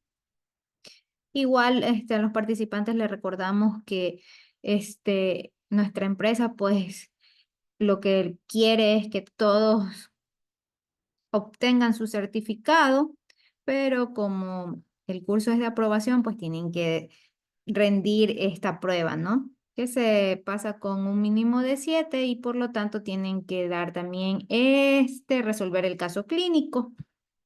A partir del día de mañana, se les va a estar enviando, pues, por el grupo de WhatsApp, se les va a estar enviando lo que es el link para el examen y también las clases grabadas. El examen se le espera hasta el día de... Sí, estimada Vanessa.